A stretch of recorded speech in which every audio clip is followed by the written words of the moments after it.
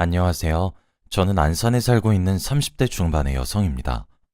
오늘은 저와 제 남편의 이야기를 한번 해보고 싶어서 이렇게 사연을 보내게 되었습니다. 사실 이렇게 이야기를 꺼내기까지 꽤 많은 시간이 걸렸습니다. 그리고 여전히 이야기를 꺼내게 되면 제게 상처가 돌아오는 이야기이기도 하죠. 저도 이번 기회에 제 상처를 툭 꺼내놓고 보듬어주고 싶기도 하고 또 이번에 새 출발을 앞두고 있어서 이렇게 글을 써봅니다. 제게는 남편이 있었습니다. 저와 남편은 2년이란 시간 동안 뜨거운 연애를 했고 결혼해도 꼴이 냈어요. 그리고 다른 집들과 똑같이 저와 남편 둘 다 맞벌이를 하기 시작했습니다. 저와 남편과의 사이는 무척이나 좋았습니다. 그런데 딱 하나 문제가 있었어요. 바로 저희 가족 계획이었죠. 제 쪽의 몸에 문제가 있었거든요. 아무리 노력을 해도 아이가 하도 생기질 않더라고요. 저와 남편 둘 다 점점 지쳐갈 때쯤 주위 지인들의 권유로 믿져야 본전이란 마음으로 불임센터에 함께 가서 검사를 받았습니다. 그런데 제가 선천적으로 임신이 조금 힘든 상태의 자궁을 가진 사람이라고 결과가 나왔죠. 하늘이 무너지는 것만 같았습니다. 결국 저는 남편의 권유에 따라 직장을 그만두고 임신을 하기 위해 심혈을 기울이기 시작했습니다. 저와 남편의 정성이 통했던 것인지 기적적으로 제가 임신을 하게 되었어요. 제 임신 소식에 다른 누구보다 남편이 무척이나 좋아해 주었죠. 그렇게까지 뛸 듯이 기뻐하는 남편의 모습을 처음 볼 정도였습니다. 맞벌이에서 외벌이로 변하다 보니 저희 부부는 월급의 대부분을 미래를 위해 투자하기 시작했어요. 저도 점점 전업주부의 삶을 익혀나가기 시작했고요. 그런데 한 가지 문제가 생겼습니다. 제게 살이 너무 빨리 그리고 잘 붙는다는 점이었어요. 어찌 보면 임신을 했을 때니까 당연하다고 여겨질지도 몰라요. 하지만 정말 심각하게 살이 찌게 되더라고요. 남편은 괜찮다고 계속해서 말을 해주었어요. 마음은 고마웠지만 그래도 위로가 와닿진 않더군요. 그렇게 저는 출산을 하기 직전 20kg이나 쪄버리고 말았어요. 그냥 따지고만 봐도 20kg이면 많이 찐 편인데 저는 키도 그리 큰 편이 아닙니다. 그래서 그런지 순식간에 뚱뚱한 여자가 되어 있더라고요. 임신했을 때 찐 살은 잘 빠지지도 않는다고 하던데 그 말이 정말 맞더라고요. 아이를 출산한 이후 운동을 정말 열심히 했지만 이미 늘어나서 탄력은 잃은 살들이라 그런지 예전의 제 몸으로 돌아오진 않았습니다. 자존감이 떨어지지 않았다고 하면 거짓말이겠지만 그래도 남편이 있어 견뎌질만 했습니다. 남편은 그런 저를 여전히 예쁘고 사랑스럽다고 말해주는 유일무이한 사람이었거든요. 그런데 그것도 전부 다 제 착각에 불과했어요. 전부 다 입에 발린 소리였죠. 사실 저희 부부는 맞벌이 때도 그렇고 남편의 외벌이일 때도 그렇고 돈을 모을 수 있을 때 바짝 모으잔 주의였거든요. 저희 부부가 바쁘게 살아서 그런지 취미를 딱히 가지고 있지도 않았고 그나마 가진 취미도 등산처럼 엄청나게 큰 돈이 필요하진 않아서 정말 생활비와 용돈을 제외하고 전부 다 저축을 하는 편이었어요. 그런데 아이를 출산한 이후 남편이 취미가 하나 생겼다고 하더라고요. 제게 혼자서 외벌이를 하다 보니까 책임감도 2배로 들기 시작해서 너무 부담스러울 때가 종종 있었다고. 그러다가 취미 생활을 하게 되었는데 이 취미 생활이 정말 자신의 삶에 새로운 활력소를 주기도 하고 새로운 원동력을 주기도 해서 너무 좋다고 하더라고요. 자세하게 물어보지도 않았어요. 그저 취미생활, 그깟게 뭐라고 그렇게까지 어렵게 운을 떼게 만든 남편에게 저는 미안할 따름이었죠. 지금 생각을 해보면 제가 난임의 몸이라 아이를 어렵게 가졌기 때문인지 저는 왠지 모르게 저자세를 유지했던 것 같아요. 남편이 외벌이를 한 것도 다 제가 난임으로 고생했기 때문이라고 생각했었거든요. 남편은 육아에 손을 떼거나 하진 않았지만 그래도 적극적으로 아이를 돌보려고 하는 의지는 없었어요. 그런데 저도 그런 남편에게 서운하지만 별말은 못하겠더라고요. 남편이 힘든 것을 제가 잘 알면서 칭얼거리는 게 맞나 싶어서 말이에요. 그렇게 입 꾹 다물고 묵묵히 독박 육아를 했습니다. 지금 생각해보면 저도 멍청했죠. 저 혼자 만든 아이도 아니고 남편과 저의 아이인데 그걸 죄스럽게 생각했으니. 남편은 평일에는 일을 하러 가서 주말에는 취미 활동을 하러 가서 등등의 이유로 일주일 내내 저와 아이를 집에만 내버려 두었습니다. 그래서 그런 남편이 참 야속하게 느껴지기도 했죠. 그러다 어느 날 친구에게 전화가 왔어요. 세상이 좁다더니 그게 정말 맞는 말이다 싶었던 것이 바로 이 순간이었습니다. 친구는 본인의 가족과 나들이를 갔다가 우연히 제 남편을 보게 되었다고 하더라고요. 그리고 제 남편의 옆에 서 있었던 한 낯선 여인과 보통 사이가 아닌 것처럼 보인다는 제보였습니다. 그러면서 제게 사진 한 장을 보내주더군요. 사진 속에는 남편이 연애 시절 만나던 저를 대하듯 아주 애틋한 눈빛으로 낯선 여자를 바라보았고, 세상에 둘만 남은 연인인 양 커플옷을 하나씩 맞춰 입고 데이트를 하고 있는 사진이었죠. 그제서야 남편의 새로운 취미가 무엇인지 알게 되었어요. 그건 바로 불륜이었습니다. 후에 알게 된 사실은 그 당시 만나고 있었던 여자 중 아내인 저를 제외하고 6명의 여자를 동시에 만나고 있었다 하더라고요. 처음엔 당연히 믿기지 않았고 믿지도 않았습니다. 그래서 남편에게 바로 전화를 걸었어요. 다행스럽게도 예상외로 바로 전화를 받았고, 뭔가 들켜서 조마조마하다거나 전화도 피하는 것 같지 않게 느껴졌죠. 저는 악질스런 장난이겠거니 하며 대수롭지 않게 넘기려고 애를 쓰기 시작했고 합리화를 했습니다. 친구가 잘못 본 것이 확실하다고 여기면서 말이에요. 그리고 저는 그날 이후 남편을 좀 더 뚫어지게 관찰하기 시작했습니다. 그리고 다시 시간이 지나 주말이 되었고, 남편은 그때도 어김없이 취미생활하러 간다는 목적을 핑계 삼아 외출을 했어요. 저는 아이를 맡길 곳도 없어서 갓난아기를 업은 채로 남편의 차를 미행했습니다. 앞에 보이는 차를 따라가 달라고 말을 하는 저를 택시 운전수 아저씨가 측은하게 바라보시더라고요. 그렇게 남편의 자동차를 따라가 보니 제 합리화가 틀렸더라고요. 친구의 제보가 맞더군요. 남편은 제게 제보가 들어왔었던 그 여자와 아주 다정하고 오붓한 시간을 보내고 있었습니다. 그리고 저는 저도 모르게 그 두 사람에게 스르르 다가갔죠.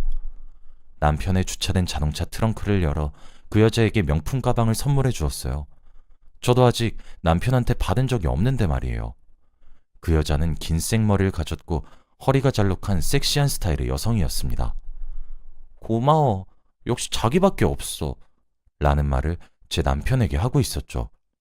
근처에 세워진 기둥 뒤에 숨어서 그쪽을 바라보며 참을 수 없는 패배감을 느끼고 있었어요. 그런데 바로 그때 제 등 뒤에 어피나기가 엉엉 울더라고요.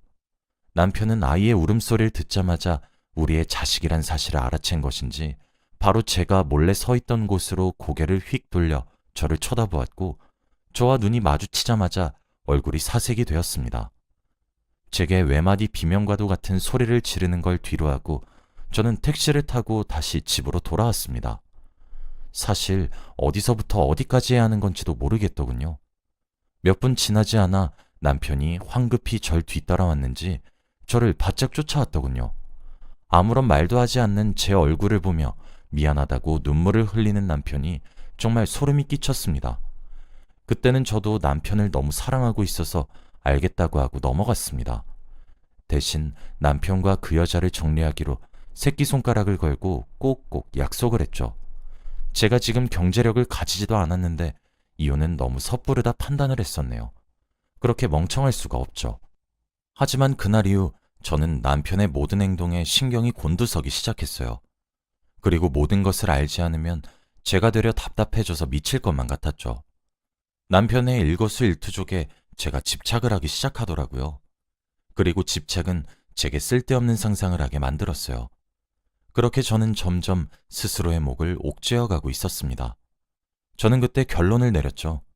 이렇게 계속해서 고통받을 바에 남편을 미행해서 직접 확인을 하고 안심을 하자 싶었습니다. 그렇게 남편을 따라다니며 미행을 하기 시작했어요. 사실 저는 당연히 남편이 모든 것을 정리했을 거라고 믿어 의심치 않았어요. 이때까지 말이에요. 그런데 꼬리가 길면 밟힌다고 처음 며칠은 남편이 조심하는가 싶었습니다. 아무도 만나지 않더라고요. 하지만 역시는 역시라고 며칠이 조금만 지나니 저와 이혼 얘기가 오고 간 것은 어디에다 까먹으셨는지 다시 또 줄기차게 여자들을 꼬시러 만나러 다니기 시작하셨습니다. 처음엔 당연히 이혼을 하려고 생각을 했었어요. 아니, 이혼이 아닌 다른 방법은 생각하지도 않았습니다. 하지만 이혼이 어디 그리 말처럼 쉽나요? 하지만 제가 지금 경제력이 있길 하나요? 뭘 하나 갖추기라도 했나요? 시댁에다가도 일러봤어요.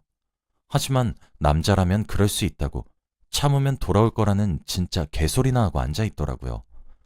남자들은 자고로 살아가면서 바람을 피는 것은 자연스럽다고 하면서 말이에요. 오히려 전부 제 탓이라고 하셨어요. 남편이 그렇게 밖으로 나도는 것도 전부 제 탓이라고 하시면서요. 저는 그때 복수를 결심하게 되었습니다. 맞바람을 펴서 남편이 저와 같은 감정을 느끼게 해주고 싶어졌었거든요. 고작 이혼? 그걸로는 평등한 처벌이란 생각이 들지 않았어요. 그래서 겉으로는 용서한 척, 다 잊은 척 등등 잊은 척들은 하면서 제 살 길을 찾기 시작했습니다. 저는 일단 목표를 세웠습니다. 그중 하나가 경제력을 갖추는 것이었죠. 그래서 저는 임신 준비를 위해 그만둔 일을 다시 시작했습니다. 게다가 운동도 시작을 했죠. 다행히 제가 운이 좋은 편인지 휴직계를 냈던 회사에다가 돌아가서 다시 일을 하고 싶다고 하니까 흔쾌히 저를 받아주셨죠.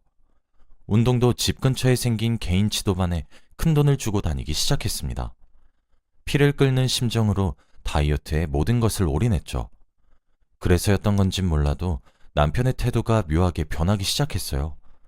제가 임시 때 쪘던 살들도 다 뺀 것도 모자라서 더 빼니까 진짜 모델 같은 몸매가 나오게 되더라고요. 게다가 얼굴도 조금씩 손을 대기 시작했어요. 어느 날은 코 수술을, 어느 날에는 눈 수술을. 남편은 그런다고 호박이 수박이 되겠냐고 비웃었던 이전과 달리 제게 좀 더 친근하게 말을 걸어왔고 잦아지기 시작했습니다. 그러면서 맨날 첫날 취미를 하러 가신다 집을 나서던 주말에 집에 붙어있길 시작하기도 했죠. 제가 살을 엄청 빼고 나니 남편이 그제서야 저를 다시 보는 듯한 생각이 솔직히 가시질 않더군요. 그동안 아이 육아 한 번을 제대로 도와주지 않던 사람이 운동 간다고 하면 코끼리라고 놀리던 사람이 참 기도 안 차더군요. 솔직히 맞바람을 피운다는 것 자체가 저도 제 입장에서 그리 현명하게 생각하진 않았어요. 저도 많은 고민을 했었죠. 그런데 막상 제 외적인 부분에 따라 크게 좌지우지되는 남편을 보고 있으니 그렇게 웃고 있는 낯짝을 확 일그러뜨리고 싶어지더라고요. 그리고 제가 남편을 진실로 용서했다고 생각하는 저 헛된 착각도 정정해주고 싶었죠. 망설임은 컸지만 그래도 진행엔 느리지 않았어요. 그렇게 저는 제게 새로운 제2의 인생을 살게 도와준 제 운동선생님과 연애를 시작하게 되었어요. 그리고 남편에게 모든 사실을 제 입으로 폭로했습니다. 저는 남편에게 가서 현재 만나고 있는 사람이 있으니 이혼하자고 얘기를 꺼냈어요. 남편은 처음에 그게 무슨 소리냐는 것처럼 어리둥절한 반응을 하는 듯 하더니 유부녀인 저더러 머리에 제정신이 박혀 있는지 물어보더라고요. 저는 그때가 되어서야 얘기할 수 있게 되었어요. 그럼 너는 제정신에 바람 폈니? 라고 말이에요. 제가 던진 한마디에 남편은 꿀 먹은 벙어리처럼 입을 꼭 다물더군요. 왜 말이 없어? 남자라면 어련히 알아서 잘하실까 하며 시어머니께서 네 편 들어줄 땐 아무 말 안 했잖아 너. 왜? 뭐가 문젠데? 남자들은 다들 바람 한 번 정도는 피운다고 하지 않았어? 근데 내가 살이 다 빠지니까 이제 내가 아쉬워서 그래? 당신은 내가 그때 어떤 심정이었는지 몰랐겠지. 그때 나 정말 죽고 싶었는데. 당신이 이제 와서 나한테 이러는 거 정말 역겨워. 혹시 알아? 남자들만 그럴 수 있는 게 아니라 여자들도 그럴 수 있을지도. 당신도 그럼 내가 다 즐길 때까지 기다려. 라고 했더니 남편은 제게 미안하다고 사과하기 시작했어요. 저는 그런 남편에게 계속해서 이혼을 요구했습니다. 남편은 딸아이를 걸고 넘어지면서 이혼은 안 된다며 저를 설득하기 시작했죠. 그래도 저는 제 마음이 일관되게 똑같았습니다. 솔직히 제 키 정도에서 25kg을 넘게 빼는 것은 사실 더 이상 다이어트의 문제가 아닙니다. 생전에 직결되는 문제예요. 저는 제게 제2의 인생을 선물해준 운동선생님도 너무 좋아지게 되었습니다. 그리고 그 선생님과 연애라고 사랑을 받기 시작하면서 저는 더 이상 남편과 지낼 수 없다는 사실도 깨달았죠. 운동을 가르쳐준 선생님께서는 제가 너무 뚱뚱해서 운동하는 것도 지치고 힘들어 그만두고 싶어질 때마다 저를 진심으로 위로해주며 다정다감하게 다가와 주셨습니다. 오신 것만으로도 오늘 하루 성공했다고 하며 위로를 해주기도 했었죠. 저는 그런 작은 응원의 한마디를 등불로 삼아서 악바리처럼 했었던 거였고요. 저는 더 이상 저를 보기 좋은 인형 취급하는 남편과 더는 살고 싶지 않았어요. 남편은 끝까지 이혼은 하지 말자며 저를 끝까지 설득했지만 저도 끝까지 설득을 당하지 않았습니다. 결국 맞바람이다 보니 저와 남편은 합의 이혼이 아니면 답이 없었죠. 남편과 저 사이에서 아주 길고 긴 실랑이 끝에 결국 남편이 백기를 들었어요. 사실상 제가 맞바람을 피게 되면서 거의 파국에 이를 수밖에 없게 되긴 하였죠. 그렇게 우린 나름 깔끔하게 합의를 하며 이혼을 하게 되었습니다. 물론 아이는 제가 데려와서 기르고 있어요. 그 과정에서도 시댁에서 꽤 큰 소동이 벌어졌습니다.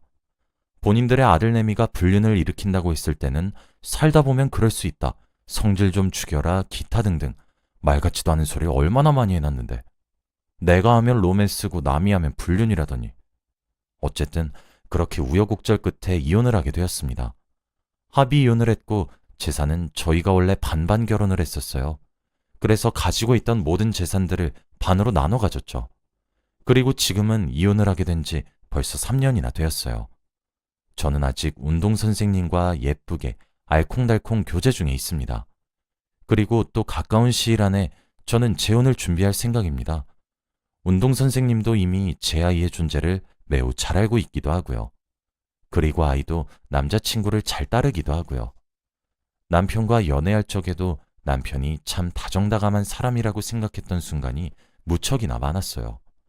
그런데 지금의 남자친구를 만나면서 깨닫게 된 점이 하나 있다면 지금의 저는 정말 온몸으로 남자친구의 사랑을 느끼는 중입니다. 지금의 남자친구를 만나면서 알게 된 사실이 하나 있어요. 적어도 지금 남자친구는 저를 있는 그대로 예뻐하고 사랑해준다는 사실을 알게 되었죠. 저의 모든 면을 진심으로 사랑해 주어서 제가 얼마나 행복한지 아직 말을 못했었거든요. 사실 저도 제가 한 복수의 방법이 맞다고 생각하지 않아요. 오히려 틀렸다고 생각을 하기도 한답니다. 약간의 후회감이 들기도 하고 있기도 하거든요. 옳지 않은 방법으로 복수를 했다는 생각이 머릿속에서 떠나질 않고 있어서요. 만약 제 글을 읽으신 분들 중 누군가 맞바람을 생각하고 있다고 생각하신다면 당장 접으셨으면 좋겠어요. 굳이 그렇게 스스로의 가치를 갉아먹지 않아도 행복해질 수 있다고 생각하거든요. 사실 저는 제 방식대로의 복수라고 꽤 많이 후회라곤 했습니다. 당장이야 속이 후련하지만 결론적으론 자기가 자기 스스로를 상처 입히는 일처럼만 느껴지더라고요. 제가 너무 인간성이 결여된 사람처럼 느껴져서 그런지도 모르는 일이죠. 그러니 제 이야기를 읽으신 여러분들은 아무리 화가 나고 열이 받아도 상식적으로 복수하시길 바랍니다. 나중에 후회를 하게 될 때가 오면 생각보다 아프게 온다고 하더라고요. 여기까지가 제 이야기였습니다. 읽어주셔서 감사합니다.